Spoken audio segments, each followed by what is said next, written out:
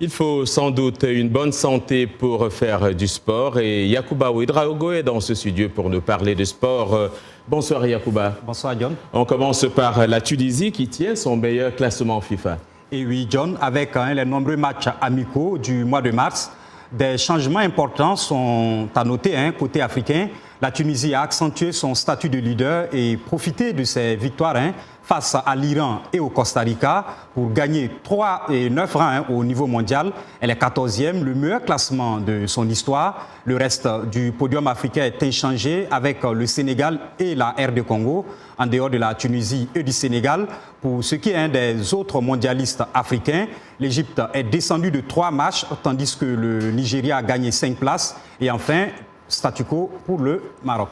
Alors Yacouba, s'il y a un mot qui fait fureur, j'allais dire, dans les réseaux sociaux ces dernières 24 heures, c'est remontada. Et c'est la Ligue des Champions. Oui, John, cette fameuse remontada. Et donc, hier, alors que la Juve menait 3-0 dans le temps additionnel et se dirigeait donc vers les prolongations et une possible nouvelle remontada, l'arbitre a sifflé un pénalty en faveur du Real Madrid. Sur le coup, Gianluigi Buffon a été exclu pour protestation et donc Ronaldo a transformé le pénalty, qualifiant ainsi le Real Madrid pour les demi-finales. Le portier italien s'est mis dans une vive colère et une colère que comprend bien l'entraîneur des Madrilènes, Zinedine Zidane. Merci. Bien sûr qu'il ne méritait pas ça du tout.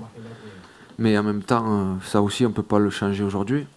Et par contre, ça n'enlèvera pas ce qu'il est, ce qu'il a fait, ce qu'il a été. Donc c'est ce que je lui ai dit, parce que je l'ai vu après à la fin du match. Et c'est dommage de terminer, en fait, en tous les cas, de cette façon, la Champions League. Peut-être qu'il en aura, comme il a dit lui hier, peut-être qu'il pourra rejouer encore une année. C'était donc Zinedine Zidane, vous l'avez sans doute reconnu. Et donc la question qui se pose, c'est qui de l'AS Rome, du Bayern Munich ou de Liverpool défiera le double tenant du titre en demi-finale, le Real Madrid. Donc, l'UEFA répondra à cette question demain à l'occasion du tirage au sort et nous serons encore là pour porter l'information. Et ici aux États-Unis, en NBA, Minnesota a pris le dernier ticket pour les playoffs. Oui, John, la saison régulière NBA a livré son verdict.